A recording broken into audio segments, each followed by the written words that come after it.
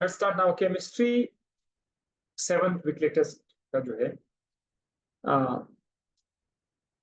the two conditions at which gases deviate from ideal behavior are एक gas अपने आप को आइडियल बिहेवियर से कब डेविएट करता है।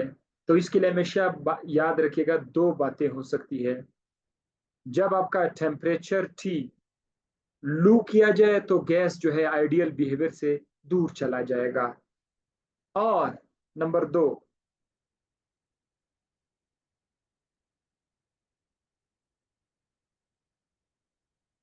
Second is pressure. Pressure P, pressure को अगर आप ज्यादा करोगे तो फिर गैसेस जो है वो आइडियल बिहेवियर से हट जाएंगे। तो ये दो बातें हैं, आप उसमें आप देख सकते हैं। लू प्रेशर, लू टेम्परेचर, हाई प्रेशर आपको कहां पे नजर आएगा?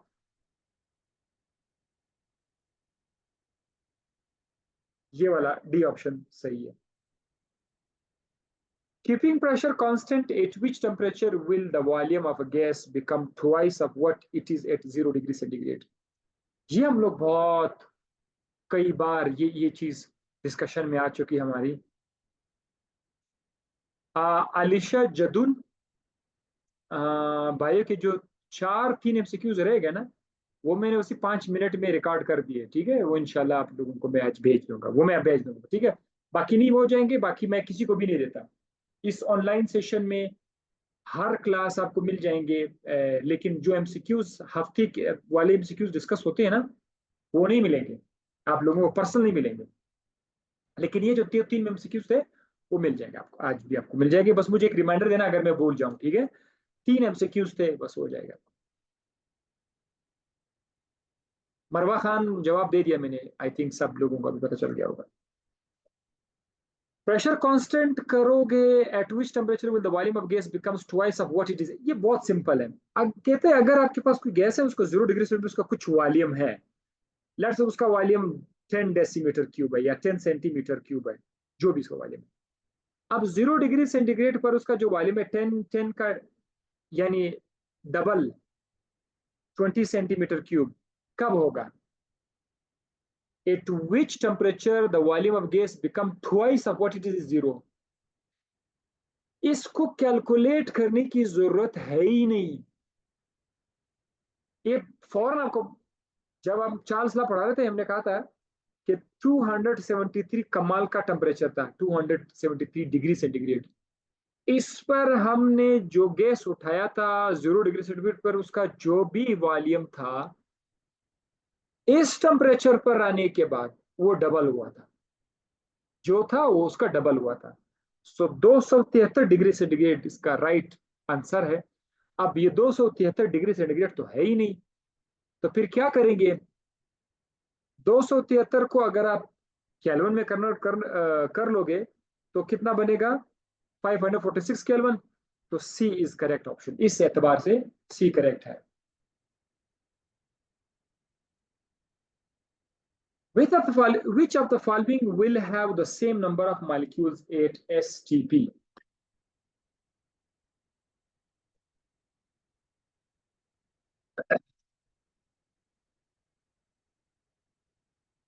आप लोग भी टेस्ट वाले दिन जो है, जब डिस्कशन होती है, चाय का बंदोबस्त किया करें। मैं पी रहा हूँ तो मुझे अपना बुरा लगता है, मतलब आप अकेले पी रहे हैं, लेकिन आप लोग बहुत सारे लोग मजे कर रहे हैं, जूस वूस पी रहे हैं। एसटीपी पर कौन सा ऑप्शन है कि उनका नंबर ऑफ मॉलिक्यूल्स एक जैसे होंगे? नंबर ऑफ मॉलिक्यूल्स एक जैसे हैं। एसटीपी पर याद रखिएगा, स्टैंडर्ड टेम्परेचर एंड प्रेशर पर आपको पढ़ाया गया है कि वॉल्यूम मोल्स के डायरेक्ट प्रोपोर्शनल है। यानी वॉल्यूम से आप पता लगा सकते हैं कि कितने मोल्स या कितने मॉलिक्यूल है। जब आपको मोल का पता चल जाए, मोल, तो मॉलिक्यूल में तो कुछ भी नहीं रहेगा, मॉलिक्यूल तो बहुत आसान है। सो मोल से वॉल्यूम और मोल का रिलेशन अगर आपको याद है, उसे वॉल्यूम और नंबर ऑफ मॉलिक्यूल्स का रिलेशन भी आ जाएगा। वहां हमने ये देखा था कि सेम वॉल्यूम पर अगर एक गैस है, उनका वॉल्यूम, दो गैस है उनका वॉल्यूम सेम है, तो उनके अंदर पार्टिकल सेम होंगे। मिसाल के तौर पर गैस ए गैस बी, दो अलग अलग गैसेस हैं। कंडीशन क्या है? स्टैंडर्ड टेम्परेचर और प्रेशर वाला कंडीशन है। गैसेस हमारे पास दो है, इसका वॉल्यूम 2 लीटर है, इसका वॉल्यूम भी 2 लीटर है। वॉल्यूम दोनों का सेम है, दो दो है या 22/4 है, लेकिन सेम है। इनसे आपने आंखें बंद करके एक चीज बताना है कि जो मालिक्यूल्स गैस ए में है, अगर गैस ए में 10 मालिक्यूल है तो गैस बी में भी 10 मालिक्यूल होंगे। तो आपसे यही पूछा जा रहा है कि which of following will have the same number of molecules at STP, किस में सेम होंगे? तो ऑप्शन ए सही है। क्यों ऑप्शन ए सही है? क्योंकि कार्बन डाइऑक्साइड का वॉल्यूम और नाइट्रोजन ऑक्साइड का वॉल्यूम सेम है, दोनों का वॉल्यूम 280 है। आपको किसी भी कैलकुलेशन की जरूरत नहीं है। ये केमिस्ट्री में इस चैप्टर से इस तरह के एमसीक्यूज आएंगे। लगता ऐसा है कि मैंने कैलकुलेट करना है, but there is no calculation. बहुत सारे स्टूडेंट जो है ना लगना शुरू हो जाएंगे फॉर्मूला लगा कर, इधर कोई फॉर्मूला ही आता ही नहीं है। लेकिन बहरहाल प्रैक्टिस है, आप प्रैक्टिस करोगे तो आपको इंशाल्लाह अंदाजा हो जाएगा। बाकी 11.2 decimetre cube oxygen, 32 gram of oxygen, इसमें आप क्या कर सकते हैं?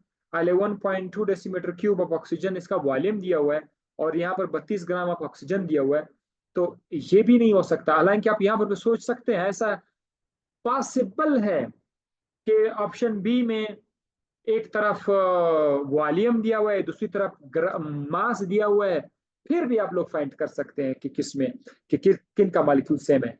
अगर 11.2 डेसीमीटर क्यूब 22.4 का हाफ है, ठीक है, तो इसमें मॉलिक्यूल्स की तादाद भी तो हाफ होंगे, वो तो हम मान लेंगे। 32 ग्राम, क्या 32 ग्राम ऑफ ऑक्सीजन के मॉलिक्यूल्स भी एक जैसे हैं या नहीं है ऑक्सीजन के साथ? इसको अगर आप लोग चेक करें तो 32 ग्राम 1 मोल बनता है। 32 ग्राम ऑफ ऑक्सीजन, ये 1 मोल बनता है। इसमें मुझे तफसील देने की जरूरत नहीं है, आप सबको पता है कि ऑक्सीजन का मोलर मास जो है ना वो 32 ग्राम है। ऑक्सीजन मॉलिक्यूल की मैं बात कर रहा हूँ, 32 ग्राम है। इस 32 ग्राम को अगर आप मोल में कन्वर्ट करोगे, उसको ग्राम में कन्वर्ट करोगे तो ये 1 मोल हो जाएगा। सो 32 ग्राम ऑक्सीजन तो 1 मोल है। अब 1 मोल में मॉलिक्यूल्स की तादाद हमेशा कितनी रहती है? 6.02 इंटू 10⁻23। तो ऑप्शन तो आपके पास आ गया, मैं जस्ट आपको मजीद ट्रेन कर रहा हूं कि 32 ग्राम ऑफ ऑक्सीजन और 11.2 डेसीमीटर क्यूब में भी मॉलिक्यूल सेम हो सकते हैं। इस हालत में सेम नहीं हो सकते, वजह क्या है? क्योंकि ऑप्शन बी में जो 32 ग्राम ऑक्सीजन है, 32 ग्राम ऑक्सीजन 1 मोल बना, हिसाब किताब करने के बाद पता चला 1 मोल बना। 1 मोल में 6.02 इंटू 10⁻23 मॉलिक्यूल्स हैं। अब इसके लेफ्ट साइड पर आप आ जाओ, 11.2 decimetre cube of oxygen, oxygen का वॉल्यूम दिया हुआ है। ऑक्सीजन का वॉल्यूम 22.4 नहीं है, 22.4 का हाफ है। देखो, अगर अगर यहां पर ऑप्शन बी में लिखा था 22.4 डेसीमीटर क्यूब, अगर ये लिखा था 22.4 डेसीमीटर क्यूब, फिर क्या होता पता है? फिर ऑप्शन बी करेक्ट आ जाता, वो भी करेक्ट आ जाता।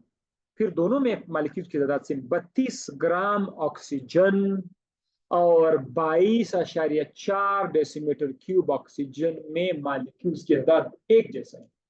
क्योंकि मॉलिक्यूल्स की तादाद फाइंड करने के लिए आप लोग डायरेक्ट वो मास से आप फाइंड कर सकते हो, मोल्स या मॉलिक्यूल्स की तादाद आप वॉल्यूम से भी फाइंड कर सकते हैं। तो वॉल्यूम, चूंकि उन्होंने 22.4 का हाफ दिया हुआ है 11.2, तो 11.2 में 6.02 के हाफ होंगे, यानी हाफ मल्टीप्लाई बाय 6.02 इंटू 10⁻23, ये तकरीबन 3.01 इंटू 10⁻23 आ जाता। बहरहाल जवाब मैं पहले दे चुका हूं जो इसका, इस ऑप्शन का, बट मुझे डर है कि अगर इस तरह का सवाल आ जाए तो आप लोगों ने सोचना है, हो सकता है ये एमसीक्यू चेंज हो जाए, इस अंदाज से भी आपको धोखा दे सकते हैं। बाकी 44 gram of carbon dioxide 11.2 decimetre of carbon monoxide, ये भी आप लोग कर सकते हो, वो भी आप लोग कर सकते हैं, ठीक है। वो इस तरह से डिफरेंट होगा। If absolute temperature of a gas is doubled and the pressure is reduced to 1/2, the volume of the gas will, volume of the gas को क्या होगा अगर हमने टेम्परेचर को डबल कर दिया, टेम्परेचर टी को डबल कर दिया, प्रेशर को आधा कर दिया, हाफ कर दिया, इससे वॉल्यूम पर क्या असर पड़ेगा। तो आप लोगों के जहन में क्या आ रहा है, किस चीज के बारे में बात हो रही है, वॉल्यूम, टेम्परेचर, प्रेशर के बारे में बात हो रही है। तो ऐसा रिलेशन है जिसमें ये तीनों चीजें चेंज हो रही है, तो बॉयल्स लॉ तो आप ला ही नहीं सकते, चार्ल्स लॉ तो आप ला ही नहीं सकते, क्योंकि वो तो दो के दरमियान रिलेशन है।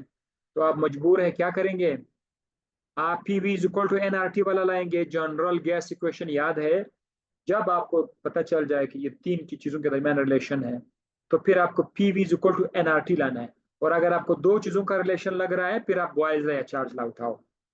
तो ये है P V is equal to, इधर लिख लेता हूं, P V is equal to N R T.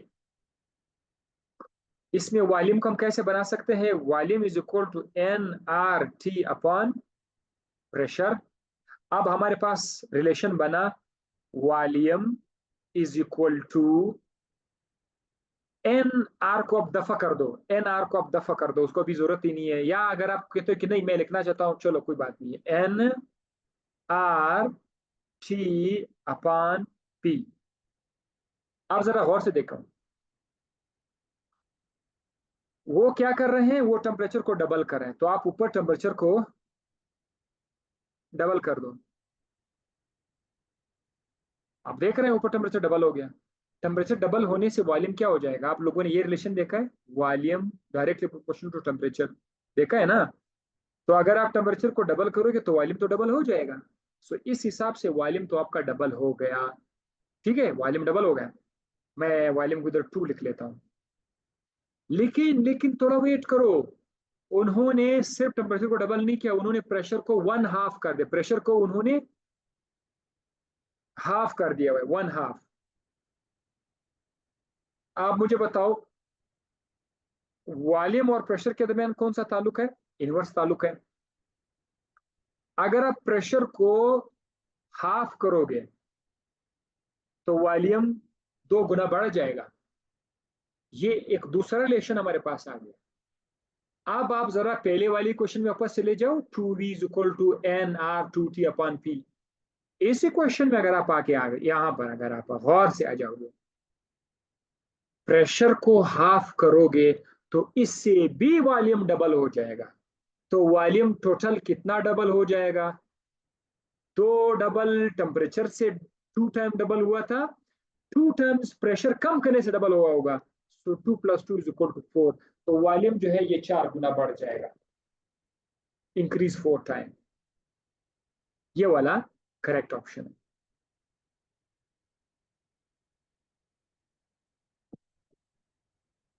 How should the condition be changed to prevent the volume of a given mass from the expanding when its mass is increased?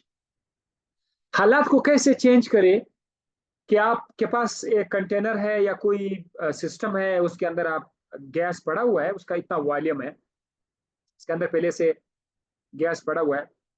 आपने क्या किया, आपने इसके अंदर बाहर से कुछ और गैस ऐड कर दिया, नंबर ऑफ मोल्स आपने ज्यादा कर दिया, वॉल्यूम इतना आ गया, ठीक है, वॉल्यूम चेंज होकर के बढ़ गया, वी इंक्रीज्ड। अब आप यहाँ तक समझ आई, सवाल जो कह रहा है वो ये है कि गैस में नंबर ऑफ मोल्स डालने से गैस का वॉल्यूम बढ़ जाता है। सवाल ये पूछ रहा है कि ऐसा क्या बंदोबस्त करें हम लोग कि नंबर ऑफ मोल डालें, गैस ऐड करें, लेकिन वॉल्यूम पर कोई असर ना, वॉल्यूम कांस्टेंट रहे, वॉल्यूम चेंज ना रहे। तो क्या बंदोबस्त कर सकते हैं आप, पहला ऑप्शन पढ़ो, दूसरा ऑप्शन पढ़ो, तीसरा ऑप्शन पढ़ो, आगे पीछे इधर देखो वहां देखो, कुछ फायदा नहीं होगा। जो स्टूडेंट ने किया था करेक्ट उनको ठीक है, जिसको नहीं आता वो मैं आपको समझा देता हूँ। देखो, वॉल्यूम बढ़ गया है, इसको अपने वापस अपने नॉर्मल हालत पे लाना है। ठीक है, सिर्फ ये आपके माइंड में है, बढ़ गया तो लाना है। आप लोग जरा देखो, वो कह रहा है व्हाट कंडीशन। कंडीशन यानी टेम्परेचर और प्रेशर के बारे में बात हो रही है, टेम्परेचर और प्रेशर के साथ क्या करोगे। तो जरा आप लोग चेक करो कि वॉल्यूम और टेम्परेचर के दरमियान क्या रिलेशन है। वॉल्यूम और टेम्परेचर के दरमियान डायरेक्ट रिलेशन है। वॉल्यूम और प्रेशर के दरमियान कौन सा ताल्लुक है, इनवर्स ताल्लुक है। तो इसको मैं 1/p की शक्ल में लिख लेता हूं। अब जरा हिसाब लगाओ, अगर आप टेम्परेचर को ज्यादा करोगे, वॉल्यूम क्या हो जाएगा, बढ़ जाएगा। ऐसा ही है ना, जिस कंटेनर में आपने गैस डाला था उसका भी तो वॉल्यूम बढ़ गया था। तो इस हिसाब से आप टेम्परेचर के साथ क्या करोगे कि वॉल्यूम कम हो जाए। जरा गौर से देखो, वी बढ़ा तो टी बढ़ा। हम वी को कम करने के लिए टेम्परेचर को क्या करेंगे, कम करना पड़ेगा। So temperature must be decrease in order to bring volume back. ये पहला हो गया, टेम्परेचर कम करना पड़ेगा। और प्रेशर का ताल्लुक क्या है वॉल्यूम के साथ, इनवर्स ताल्लुक है। इस हिसाब से अगर आपका वॉल्यूम बढ़ता है तो प्रेशर को क्या होगा, प्रेशर तो कम होगा ना। लेकिन हम लोग क्या चाहते हैं, हम चाहते हैं कि वॉल्यूम ऊपर जाने से रोक के नीचे आ जाए। तो नीचे आने के लिए प्रेशर को क्या करना पड़ेगा, अगर आप वॉल्यूम को नीचे लाना चाहते हो तो प्रेशर को ज्यादा करना पड़ेगा। सो इस एतबार से प्रेशर को इंक्रीज करना पड़ेगा। सो दैट इज वाई इन दो लॉ से, वो गैस चार्ल्स लॉ और बॉयल्स लॉ से ये बात मैंने आपको निकाल के समझा दी। सो इस पहला ऑप्शन सही है, temperature is lowered and pressure is increased. ये वाला ऑप्शन सही है। तो किस तरह सही है, एक्सप्लेन कर दिया कि इस तरह सही है। मतलब इस तरह कंडीशन में अगर आप करोगे तो फिर आप नंबर ऑफ मोल डालो, वॉल्यूम चेंज नहीं होगा।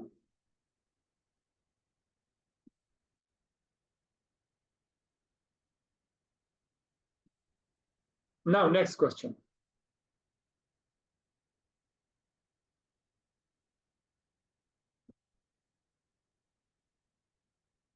The molar volume of carbon dioxide is maximum 8। Carbon dioxide का वॉल्यूम मैक्सिमम होगा कब, 0 डिग्री सेंटीग्रेड 1 atm पर 127। देखो इसमें बात बहुत सिंपल है। सिंपल इस तरह से है कि आपने वॉल्यूम चेक करना कि वॉल्यूम कब मैक्सिमम हो जाता है। और यहाँ पर टेम्परेचर और प्रेशर के साथ वो वेरी कर रहा है, वॉल्यूम टेम्परेचर और प्रेशर के साथ है। वॉल्यूम का जिक्र क्वेश्चन में, सवाल में किया गया है और ऑप्शन में टेम्परेचर और प्रेशर दोनों है। तो इससे भी आप अंदाजा करो कि ये P V is equal to N R T की तरफ इशारा है। P V is equal to N R T की तरफ इशारा है। इससे हम लोग वॉल्यूम का फॉर्मूला बना सकते हैं या नहीं। आप वो लोग बोलेंगे जी बिल्कुल बना सकते हैं। तो volume is equal to N R T upon P, ये हो गया। अब जरा देख लीजिए, नंबर ऑफ मोल को अगर आप हटाएं, आर क्या है, आर आपका जनरल गैस कांस्टेंट है 0.0821 dm3 atm पर केल्विन। वो इन दोनों को अगर आप हटाओगे तो आपके पास सिर्फ ये चीज बचेगा, V is equal to temperature upon pressure, ये आ जाएगा। V is equal to T upon P आ जाएगा। अब आपके पास ऑप्शंस में 4 ऑप्शन है, हर ऑप्शन में टेम्परेचर और प्रेशर दिया हुआ है। उस तरीके से आप अगर आप लोग स्टार्ट करोगे तो आपको ऑप्शन मिल जाएगा। लेकिन ये एक बात याद रखेगा, अगर 0 डिग्री सेंटीग्रेड है तो 0 डिग्री सेंटीग्रेड को आपने केल्विन में कन्वर्ट करना होगा। ये है 273 केल्विन। ऑप्शन बी में टेम्परेचर 127 है, तो 127 में अगर आप 273 ऐड करोगे तो ये कितना बनेगा,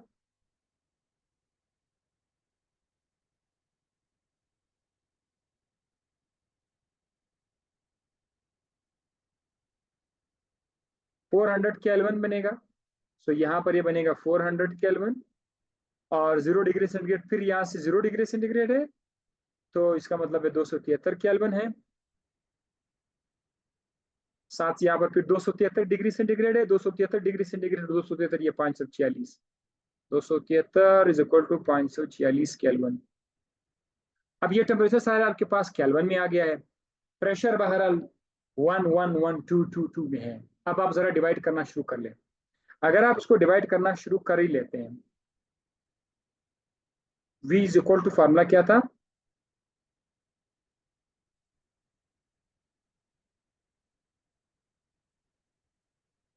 T अपॉन P, ये था ना,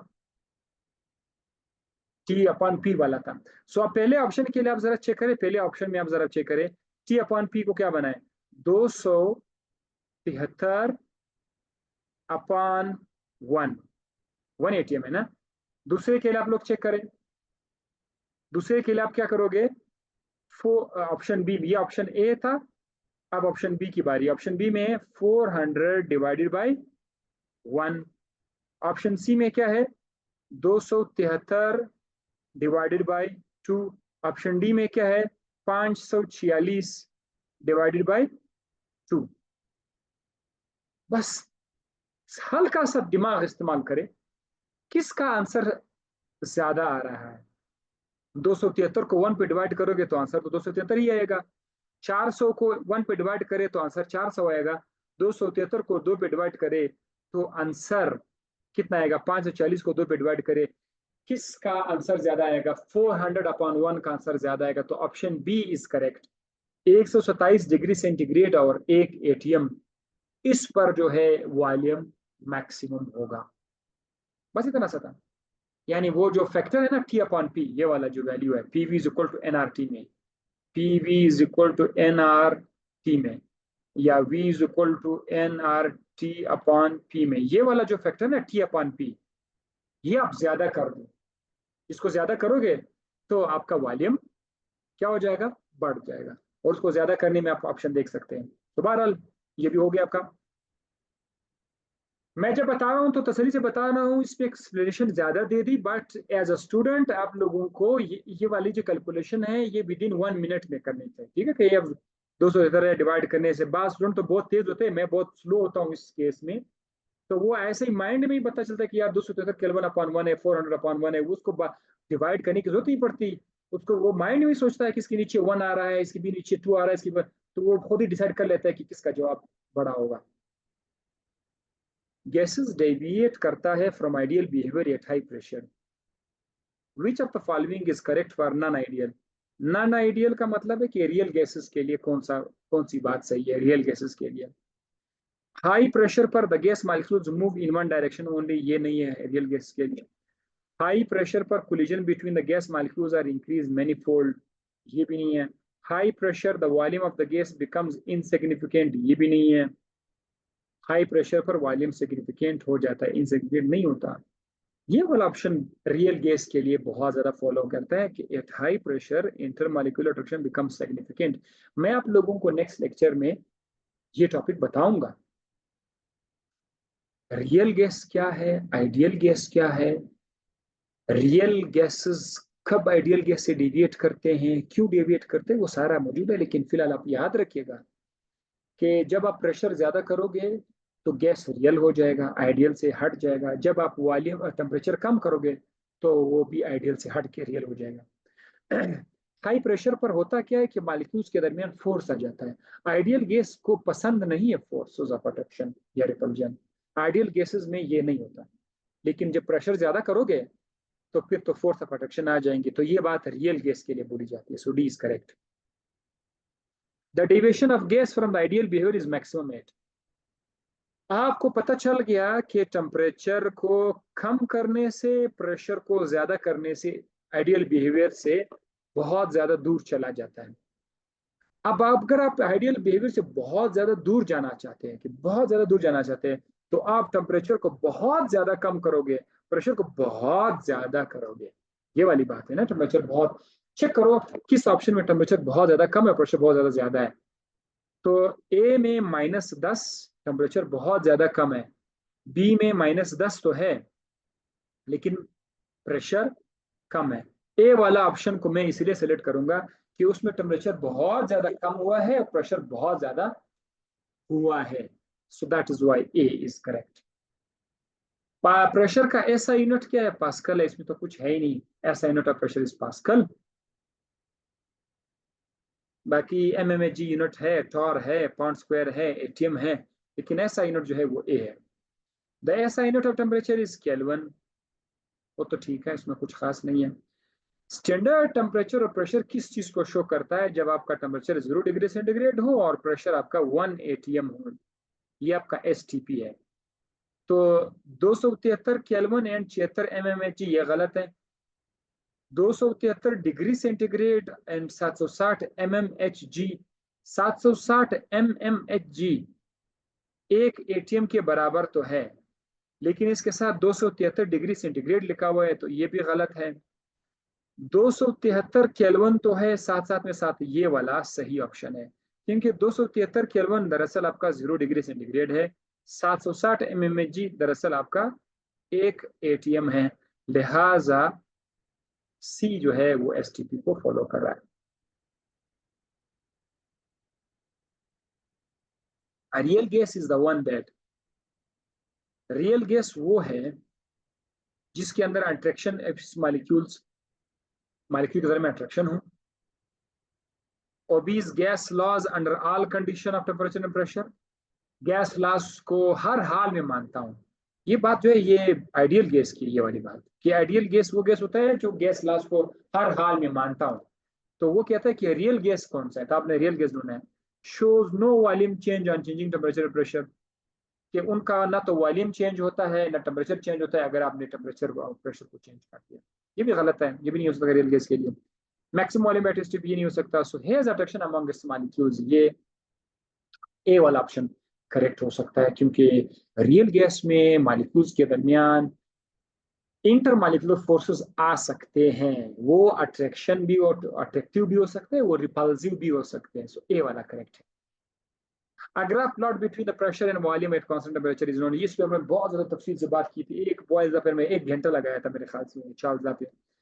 अगर आप प्रेशर और वॉल्यूम के दरमियान ग्राफ खींच लेते हैं कांस्टेंट टेम्परेचर पर, ये किस चीज की बात हो रही है? बॉयल्स लॉ की बात हो रही है।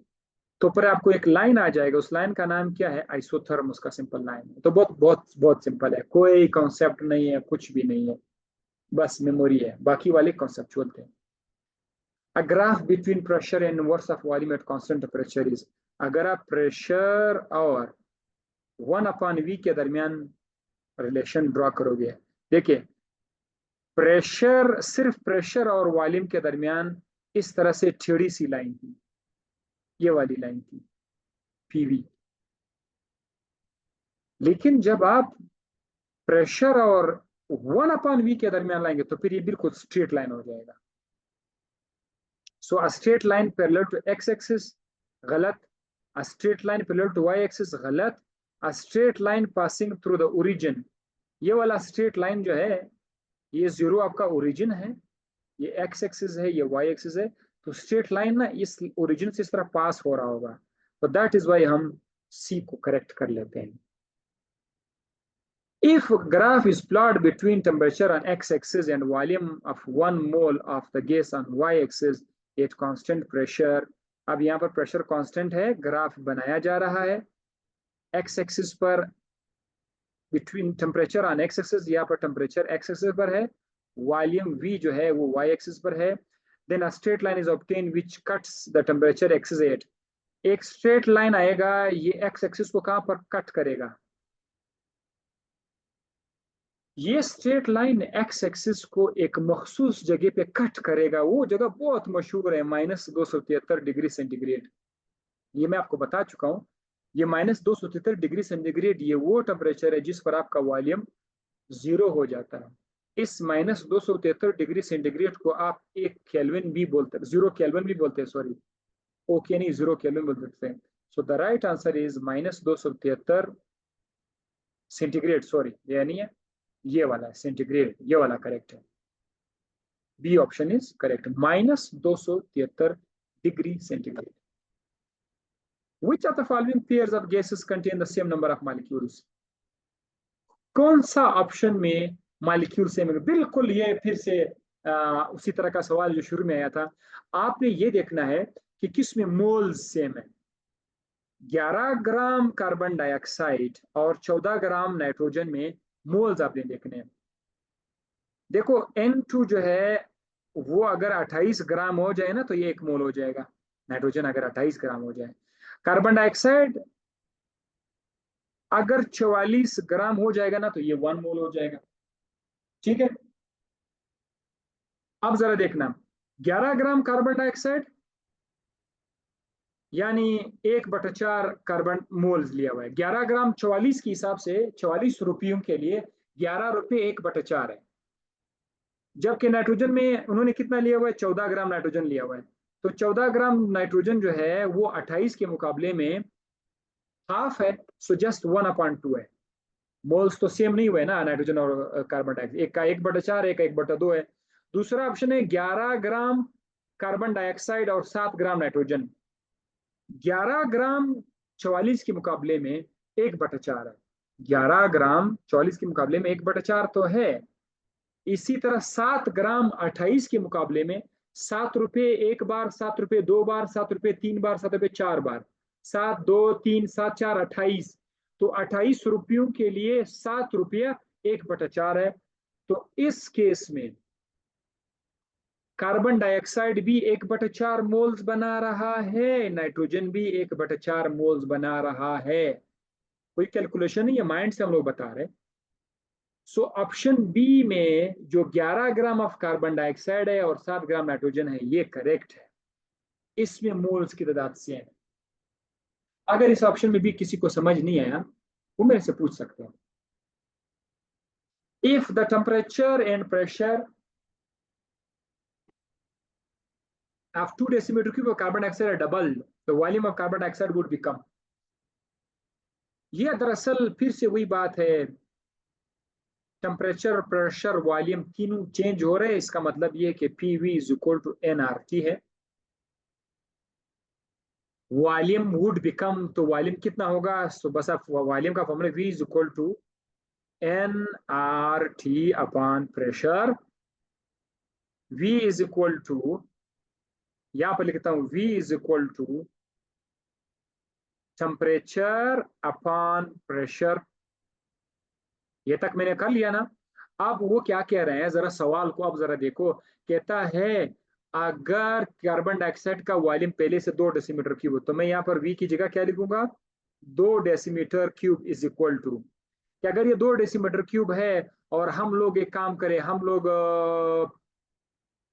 वॉल्यूम, टेम्परेचर और प्रेशर को डबल करें, यानी टेम्परेचर ऊपर टेम्परेचर लिखा हुआ है, अगर मैं इसको डबल कर दूं, नीचे प्रेशर है, अगर मैं प्रेशर को भी डबल कर दूं, टेम्परेचर और प्रेशर दोनों को डबल करूं, तो फिर what will happen to 2 decimetre cube को, क्या होगा, 2 2 से कैंसिल हो जाएगा, वॉल्यूम 2 डेसीमीटर क्यूब ही रहेगा। सो डी इज करेक्ट। सिंपल, बहुत simple.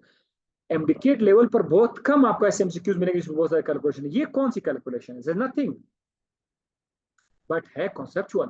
This is highly conceptual technical MCQ. इंशाल्लाह दुआ कर ले कि कोर्स खत्म हो जाए तो हम लोग और भी जगहों से एमसीक्यूज उठाते हैं, अगर उसके अंदर कोई टेक्निकल एमसीक्यूज उसको सॉल्व करने की कोशिश करेंगे।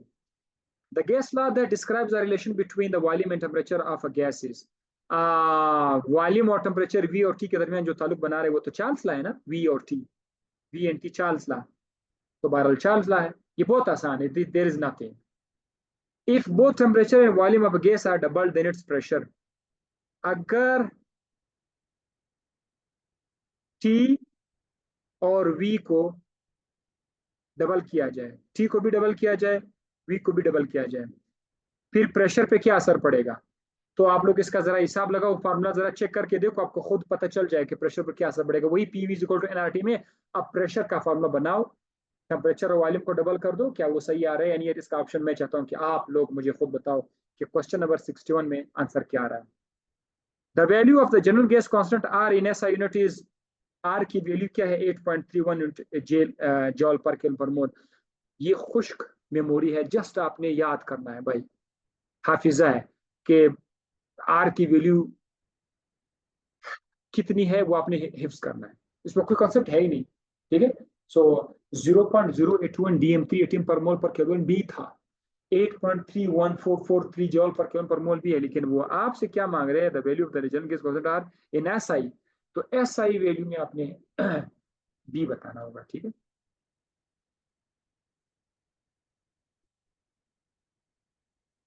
The product PV of a gas is equal to pressure volume, हमेशा वर्क के बराबर है। ये हम और आपने जब सेशन स्टार्ट हुआ था, पहला ही चैप्टर ये था, हमने याद रखे, तो वर्क के बराबर है। In a closed vessel of 1000 centimetre cube hydrogen gas is heat from 27 to 127। एक डब्बा है, उसमें गैस रखा गया है, उसका टेम्परेचर 27 से 127 कर दिया। देखो, जैसे मैंने देखा कि 27 डिग्री सेंटीग्रेड से टेम्परेचर 127 टेम्परेचर बढ़ा दिया गैस का, तो क्या होगा, which statement is not correct, कौन सा स्टेटमेंट गलत है। The rate of collision increase, ये तो सही है, गर्म करोगे तो कोलिजन तो बढ़ जाएगी, मालिक्यूल्स बहुत शोक हो जाएंगे। प्रेशर ऑफ गैस बढ़ जाएगा, ये तो बिल्कुल फॉर श्योर है, ज्यादा टेम्परेचर से प्रेशर बढ़ जाएगा, ज्यादा टेम्परेचर से वॉल्यूम बढ़ जाएगा। The energy of gas molecule increase, gas molecules की एनर्जी बढ़ जाएगी। Number of moles of gas increase, ये नहीं हो सकता। अगर आप टेम्परेचर को 27 से 27 पे ले जाओगे, नंबर ऑफ मोल्स पर कोई असर नहीं होगा। सो ये वाला करेक्ट नहीं है। Gas equation is derived by combining, gas equation जो आप लोगों ने लिखा था, P V is equal to N R T, ये हम और आप लोगों ने कैसे बनाया था। इसको बनाने के लिए हम लोगों ने Boyle's law, Charles law, right, Boyle's law, Charles law और PV is equal to Dalton's law, sorry third भी था, दैट वाज एवोगैड्रोस लॉ। इन तीन लॉस को एक करके हमने इसे जनरल गैस क्वेश्चन बनाया था। सो Avogadro's law and Charles law, no. Boyle's law and Charles law, no. Avogadro's law and Boyle's law, no. Avogadro's law, Boyle's law and Charles law, इन तीनों को कंबाइन करने से हमें ये मिला था। अच्छा जनाब, ये था आपका केमिस्ट्री का ये वाला पोर्शन मुकम्मल। सेशन के स्टार्ट में जो स्टूडेंट्स नहीं आए थे, मैंने फ्यूचर प्लान उसमें डिस्कस किया था, वो फिर कलीम से पूछ सकते हैं कि मैंने क्या डिस्कस किया था और कौन से टास्क मैंने दिए थे, क्या करना है कल और परसों के लिए। कल और परसों के दिन के लिए आप लोग अपने साइंसी तालीम के साथ साथ इस चीज़ का बहुत ज़्यादा ख्याल रखिएगा कि आप लोगों ने नफली करनी है, जिनका बस हो सके रोज़ा रख सकते हैं, ठीक है। और इस हादसे को, वाक़या करबला का जो जो दिन आया हुआ है, इस वाक़े को ज़रूर पढ़ ले। अपने आप को थोड़ा दीन के, थोड़ा नहीं, अच्छा खासा दीन के साथ लिंक कर लो, देख लो इसमें क्या हुआ था और इसमें आपके लिए क्या सबक है। अल्लाह हाफिज।